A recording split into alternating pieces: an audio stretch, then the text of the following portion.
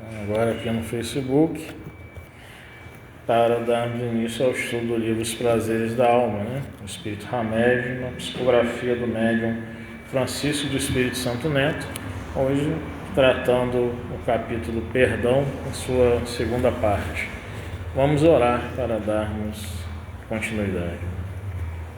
Deus, Senhor nosso, estamos aqui reunidos e unidos em Teu santo nome, para mais um momento de estudo, de reflexão, a fim de que nós, Senhor, estejamos de ouvidos atentos, de almas firmes, para realizarmos no dia a dia todo o trabalho necessário à nossa transformação.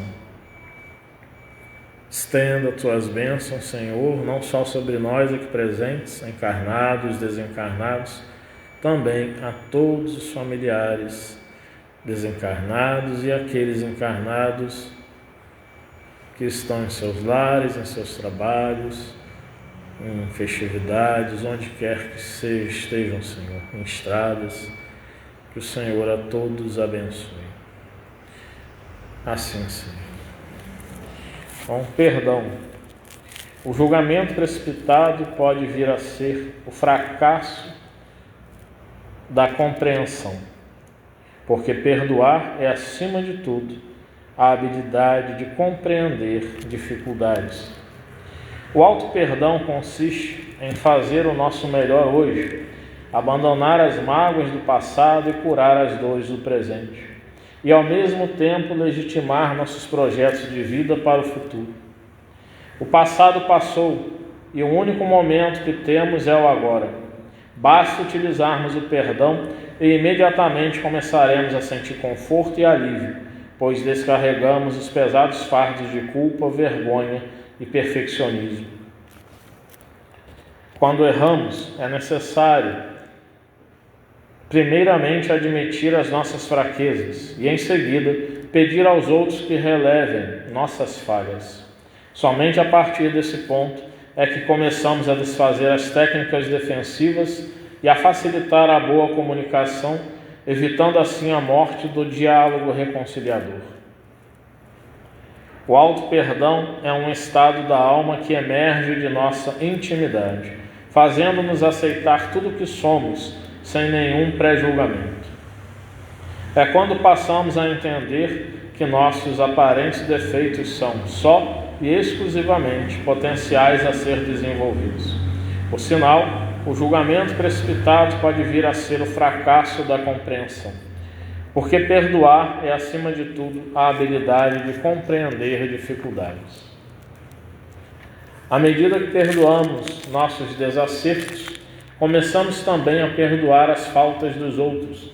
Quanto mais compreendermos o outro, avaliando e validando o que ele pensava e como se sentia na hora da indelicadeza, mais facilmente aprenderemos a nos perdoar.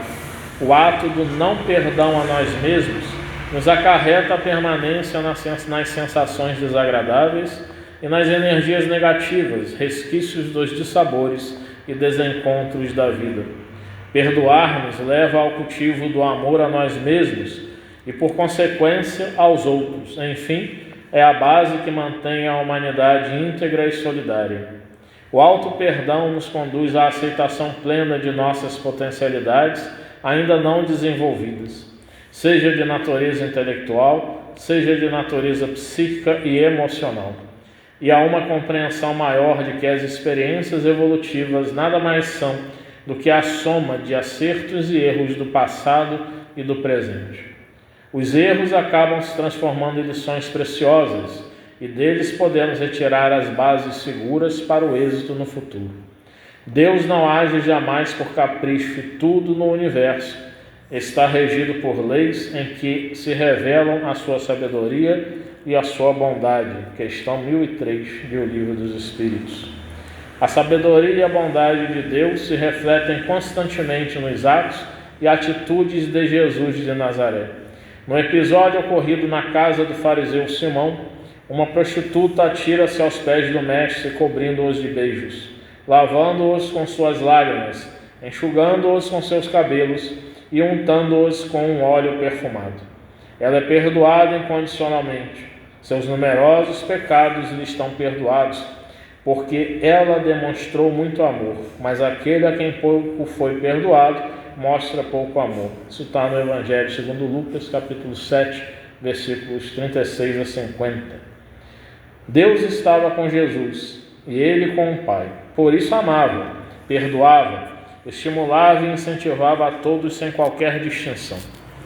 A bondade e sabedoria providencial estão e sempre estiveram nos amando e perdoando. Não importa o grau da escala evolutiva em que estamos situados ou o que estejamos fazendo. O amor da misericórdia divina é incondicional. Não depende de nenhum tipo de restrição ou limitação. Ama simplesmente por amar. Uma introspecção a respeito desse amor incondicional que a divindade tem para conosco é extremamente importante para o auto-perdão. Se Deus nos ama e nos aceita como somos hoje, por que haveríamos de tomar uma atitude contrária à postura divina? Entretanto, o auto-perdão não significa paralisarmos nossas atividades evolutivas, acomodando-nos em nossas deficiências, fragilidades ou incapacidades, mas sim libertar-nos dos fardos pesados da autopunição que carregamos desnecessariamente. O auto-perdão nos traz paz de espírito, habilidade para amar e ser amados e possibilidades para dar e receber serenidade. Ele nos livra do cultivo de uma fixação neurótica em fatos do passado, o qual nos impede o crescimento no presente. Perdoar-nos elimina a ideia fixa no remorso por algo que aconteceu ontem e a ansiedade do que poderá ser revelado ou vir a acontecer amanhã. Então aqui Hamed fala de algo muito importante, né? O auto-perdão. Nós falamos muito de perdoar, né? Cristiano, semana passada, falou do perdão que nós damos ao outro. Esse ato, né? Eu não vou me cansar de repetir aquilo que eu aprendi com o Bernardo, que o perdão revela a inferioridade do nosso planeta. Porque se fôssemos um planeta em um nível superior, nós não precisaríamos de perdão porque ninguém ofenderia ninguém. Ele é um gesto muito lindo, mas que ainda prova a nossa inferioridade. Mas é interessante como nós conseguimos perdoar ao outro, mas quando é para nós nos perdoarmos, muitas vezes temos a maior dificuldade. A gente tem dificuldade porque a gente muitas vezes se julga mais e acaba se desvalorizando mais do que o outro a quem a gente em algum momento pediu perdão, deu perdão, ou até pediu perdão, ou aceitou as desculpas. A gente vai relevando. Mas esse relevar não diz que nós aceitamos a nós mesmos como seres imperfeitos. Tem um livro de uma psicóloga junguiana, acho que ela é norte-americana, que é Brené Brown. O título do livro é muito interessante. E fala muito, o título do livro fala muito por si. A coragem de ser imperfeito. Porque essa coragem nós precisamos. De reconhecer que somos imperfeitos. Reconhecer que nós erramos. E ao reconhecermos isso, nós vamos estar tendo a facilidade de nos auto-perdoar, bem como vamos ter a facilidade de sermos mais compassivos e tolerantes com os outros. Porque vamos entender que assim como somos imperfeitos, os outros também são. O Carl Gustav Jung, do qual o Hamed usa bastante, ele dizia isso, que quando nós conhecemos nossas sombras, o nosso lado do nosso inconsciente, que é muito difícil da gente querer reconhecer, que ali pode estar um assassino, pode estar um estuprador, pode estar um grande gangster, pode estar um super mafioso, pode estar um político muito corrupto. Quando nós adentramos em uma autoanálise, identificamos isso, assumimos isso, é quando nós podemos olhar para o outro e ver que assim como nós somos sombras e luzes, todos os outros também são. E aí a gente assume isso e pode, assim, alcançar um patamar de compaixão muito maior no olhar com o outro e especialmente no olhar para nós mesmos. E se auto-perdoar está dizer que nós nos aceitamos como somos, mas que por nos aceitarmos como somos, não significa que permaneceremos como estamos. É muita diferença. Se auto-perdoar não é ficar estagnado, né? No mesmo lugar. É ir além, é avançar. É entender que temos habilidades e temos possibilidades dadas a nós por Deus para que venhamos a viver uma vida com sabedoria. E é uma pergunta que o Hamed faz, né, em um dos parágrafos finais, que é bem interessante. Se Deus nos ama e nos aceita como somos hoje, por que haveríamos de tomar uma atitude contrária à postura divina? Por que nós não nos aceitaríamos? Por que nós estaríamos fugindo de nós? Por que nós estaríamos punindo a nós mesmos? Vivendo, como ele coloca, né? Uma fixação neurótica, né? Em fatos do passado. O neurótico, ele vive ali no sentimento de culpa e pensando no passado o tempo todo, fixado em detalhes do passado. O que é a pessoa depressiva muitas vezes? Se resume que a depressão é o excesso de passado, o estresse é o excesso de presente, a ansiedade é o excesso de futuro. Esse é o resumo, né? E muitas vezes uma pessoa depressiva, ela está depressiva porque ela está neuroticamente presa a um fato que de repente uma outra pessoa já seguiu e ela não reagiu, ela não falou, ou ela não queria reagir daquela forma, ou ela simplesmente silenciou e fica remoendo aquilo dizendo que ela ia fazer daquela forma. E é um triângulo da autodestruição? Sim, perfeito, né?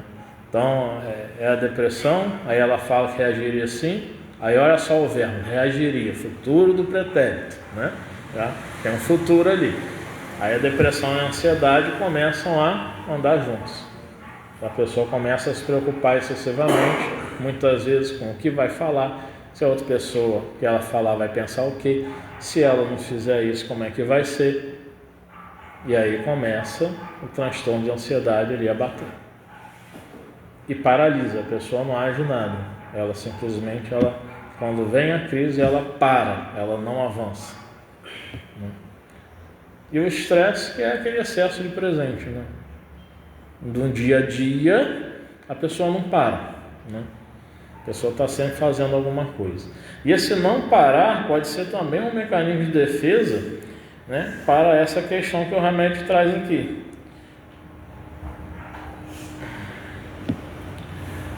Entretanto, o auto-perdão não significa paralisarmos nossas atividades evolutivas, acomodando-nos em nossas deficiências, fragilidades ou incapacidades, mas sim libertar-nos dos fardos pesados da autopunição que carregamos desnecessariamente.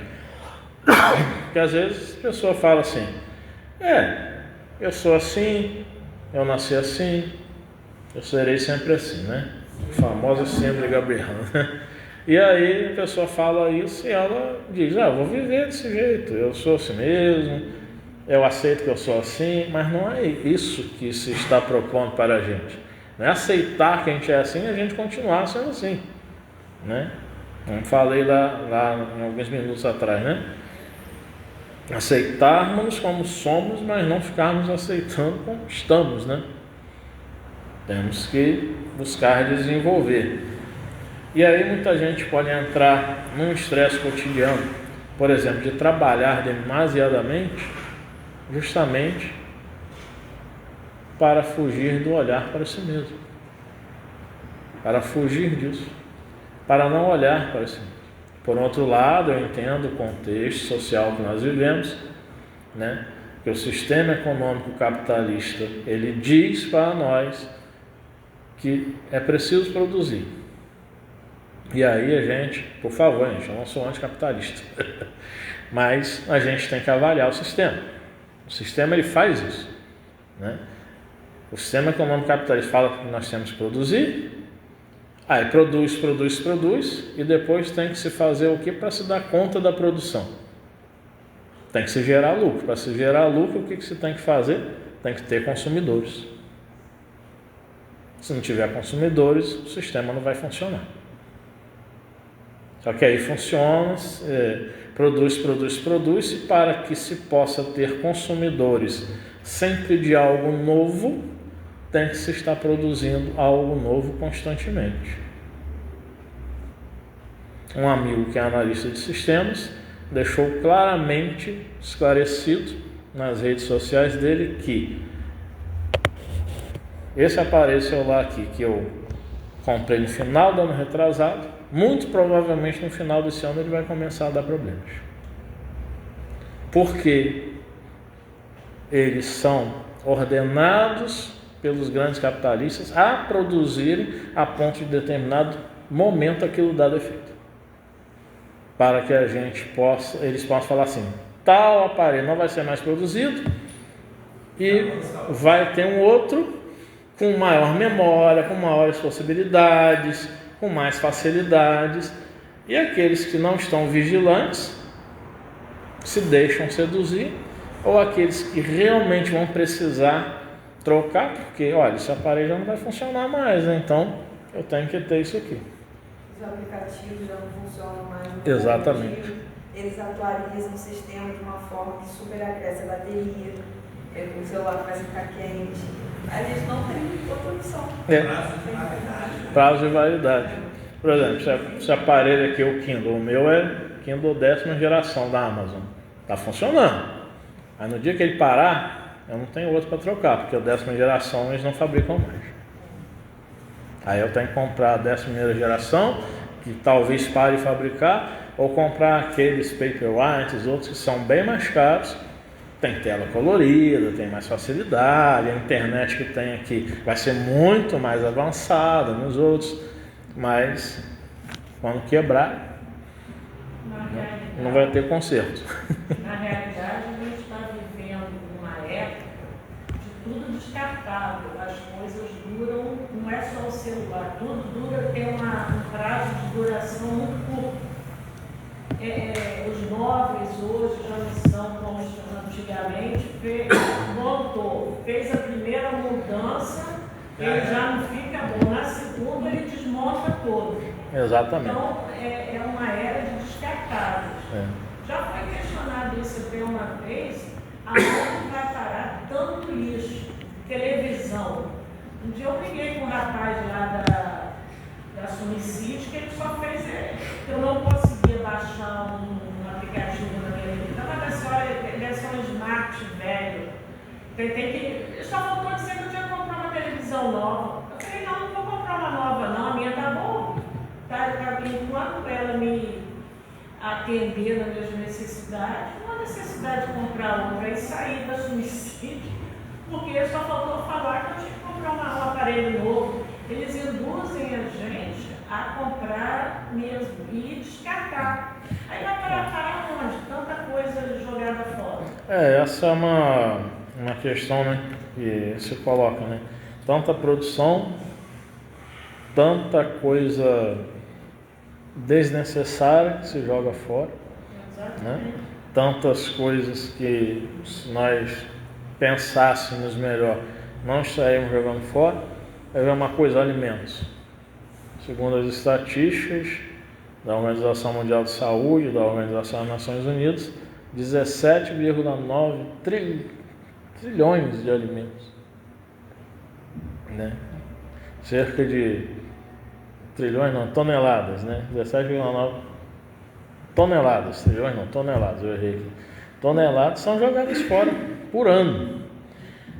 Correspondem a cerca de 3 toneladas ao mês, algo assim, por não sei quantos anos. A fruta está começando a ficar meio feia para vender, eles podiam aproveitar a parte boa e fazer copos de salada de fruta e vender. Uma vez eu questionei isso no hortifruti, não tinha gente para fazer isso. Não tinha mão de obra para fazer isso, eles jogavam fora. Na verdade não é não ter mão de obra, não procuram mão de obra e não fazem o que poderiam fazer melhor.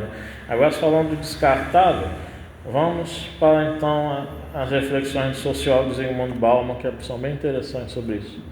Seu livro Modernidade Líquida, né? As relações se tornaram descartáveis. Eu estou com as pessoas na medida em que as pessoas têm utilidade para mim. Eu estou junto a alguém na medida em que aquele alguém tem utilidade para mim. Se não tem utilidade, eu já não entro mais em contato, não tenho mais relações, eu sumo da vida daquela pessoa. Pode ser para a relação amorosa, pode ser para uma relação de trabalho, pode ser para uma suposta amizade, pode ser, né, por questão até familiares mesmo, né? Que, eu vim te visitar, eu liguei para você, eu te mandei uma mensagem pontualmente, mas no fundo está só querendo da gente uma coisa pontual e depois some, desaparece, quando agradece, né? E aí são as relações descartáveis que o Zygmunt Bauman vai falar no seu livro Modernidade Líquida, né? E depois ele vai falar dos amores líquidos, né? E acontece muito isso, né? De se ter aquelas questões pontuais, né? Precisa-se da gente, a pessoa procura. Aí eu lembro uma frase do padre Fábio de Mello, que essa é muito interessante. Preste atenção nas suas amizades e veja se no momento em que você não é mais útil para aquela pessoa, se aquela pessoa continua com você, continua te procurando. E se você não tiver mais utilidade para aquela pessoa, pode ter certeza que ali não tem amizade. Então a gente precisa estar bem atento, né? Quanto a esse fato. E claro, entender, né? Não, o Ramédio está falando aqui, não é para a gente se zangar, não é para a gente deixar de estar a se comunicar, né, com determinadas pessoas, mas é entender que elas estão no momento delas, que é um momento evolutivo delas. É difícil, muito difícil para a gente compreender isso, né? Porque afinal de contas nós não podemos deixar de colocar o que dentro da psicanálise, por exemplo, a gente chama de núcleo de defesa narcísica, NDN. Porque o nosso narcisismo, não estou falando de transtorno de personalidade narcisista, não, mas o nosso narcisismo tem que ser defendido. O nós termos, sim, o olhar do outro de admiração. Quando, por exemplo, eu fico feliz por alguém, não é porque, né, eu estou com a inveja, gostaria, eu estou fingindo, não vou ficar feliz com um amigo, com uma amiga assim. Mas eu preciso ficar feliz e me sentir bem daquele amigo, daquela amiga, estar naquela situação. E junto com aquele amigo, aquela amiga, ou chorar junto, ou abraçar, ou ligar, ou mandar um áudio, uma mensagem escrita, que mostre essa nossa emoção. E ter aquele retorno daquele amigo, daquela amiga, em forma de gratidão, em forma de que legal, você é sempre parceira, você é sempre companheiro, você está sempre ali. É o nosso narciso, nós precisamos disso. As relações são feitas de troca, nós querendo ou não querendo, as relações são feitas de troca. É muito ruim quando a gente conversa com uma pessoa no chamado narcisismo conversacional, que não é o transtorno de personalidade narcisista. Uma única pessoa fala e nós não conseguimos falar nada. Nós não temos ouvidos. Nós só somos ouvidos. E às vezes a gente vai falar coisas com relação ao assunto que a pessoa está dizendo, mas a pessoa não quer escutar, ela só quer ser escutada. E esse tipo de pessoa fala constantemente, atrapalha, interrompendo o assunto, e quando a gente começa a falar alguma coisa, ela interrompe, não permite que se faça isso. Geralmente, pessoas que têm TDAH têm esse tipo de comorbidade. Geralmente, pessoas, com uma ansiedade generalizada podem ter isso também. Mas não só comorbidades em pessoas que têm um transtorno, mas pessoas que só olham para elas no sentido da fala, só entendem que só elas têm de ser escutadas. E detalhe, só elas estão certas. Qualquer posicionamento contrário, justificativas vêm, e são imaturas psicologicamente. Se a gente aponta qualquer coisa, a pessoa vai justificar imediatamente, ou então vai se irritar porque se falou algo que a pessoa não gostou. Então, assim,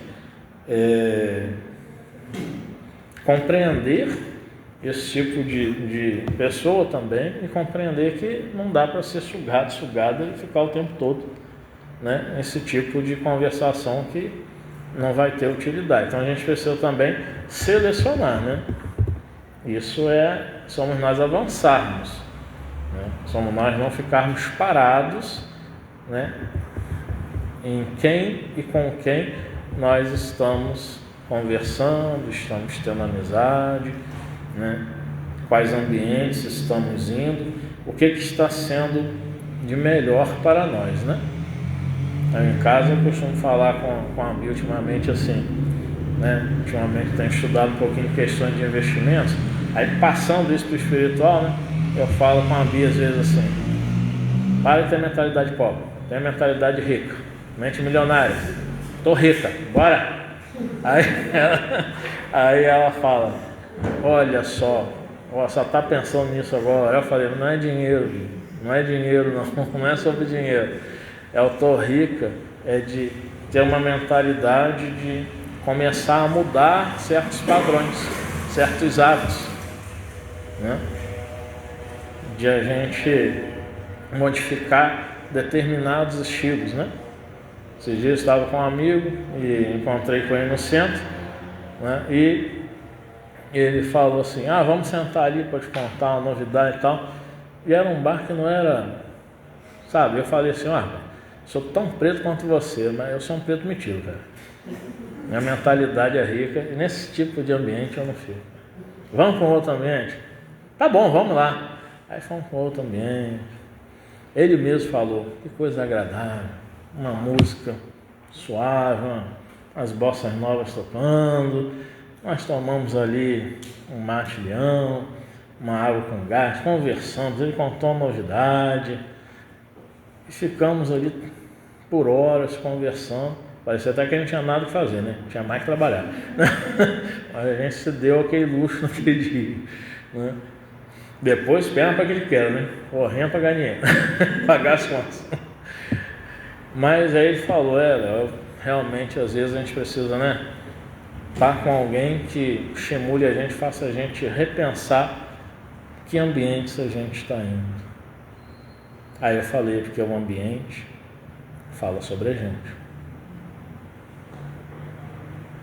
No momento em que você aponta tal ambiente, fala para a gente estar lá, eu já percebi que você está habituado, e não seria um bom ambiente. E aí ele falou: realmente, foi isso mesmo. Mas eu não te julgo de maneira nenhuma. Eu te fiz um convite. Se você não aceitasse, eu só ia tentar convencer você de alguma outra possibilidade. Ou, no mais, olha, você quer ficar aí, aqui eu não fico, não quero. Né? E aí é o saber dizer não ao outro para dizer sim para a gente. Né? Às vezes a gente tem muita dificuldade com isso. Né? Dizer não a outra pessoa e dizer um sim para a gente. E aí a gente mudando a mentalidade milionária é isso. É a gente começar a entender, né, que ambiente eu frequento, com que pessoas eu estou. Dentro de mim, eu me auto-perdoo ou não? Como que eu olho para mim? Eu me reconheço imperfeito ou não? E será que eu me autoavalio realmente? Ou eu tenho medo de fazer essa autoavaliação? Descobrir realmente quem eu sou. Descobrir minhas sombras, minha perversidade, minha maldade extrema. Descobrir que eu sou, no fundo, uma terrível psicopata, sem nenhuma emoção. Que o que é do meu interesse eu faria e estaria lucrando. Quando a gente chega a um nível de nos conhecermos e de repente adentrar em um ponto desse, realmente é duro, né? E aí nós temos que ver, sabe aquela história do médico e o monstro? Temos o monstro, mas também tem o médico, né? E nós temos um médico ainda maior, né? Que é Jesus Cristo, médico das almas, né? E acima dele, nosso Pai maior, que é Deus, né? Então, assim, vamos buscar realmente seguir por caminhos em que possamos alcançar o que Hamed fala aqui no último parágrafo. Perdoar-nos elimina a ideia fixa no remorso por algo que aconteceu ontem e a ansiedade do que poderá ser revelado ou vir a acontecer amanhã. Nos perdoar é isso, não ficarmos aprisionados no remorso e também nos aliviarmos dessa ansiedade do que poderá ser revelado ou do que vai acontecer amanhã. Lembrando Jesus Cristo, né? A cada dia basta o seu mal. Nem os lírios do campo, com toda a sua beleza, né? Nem Salomão, com toda a sua riqueza, se vestiu tão belamente como os lírios do campo. Então, as aves do céu têm seu ninho, as raposas têm seu covil. Jesus falava. E nenhum deles está desamparado. Não falta alimento. Por que nós temos que ficar ansiosos pelo dia de amanhã, dizia Jesus. Então, aprendamos a viver o hoje. Com sabedoria, sem estresse, né? E não nos prendermos ao passado e nem nos preocuparmos com o futuro de uma forma demasiada. Porque se vivermos bem hoje, nosso futuro vai estar planejado a cada dia que nós estivermos vivendo. Então vamos encerrar essa parte e vamos partir para a nossa terceira parte, que é o tratamento. Deus, nosso Pai, estamos agradecidos, Senhor, por mais este momento de estudos, de reflexão, que nós possamos estar introjetando essas reflexões e que a cada dia possamos estar realizando esse movimento de transformação moral, essas metamorfoses necessárias à nossa alma. Ajuda-nos, Senhor, para que saiamos de um casulo e possamos nos libertar como lindas borboletas, alçando voos maiores e mais belos em nossa jornada de evolução. Assim seja.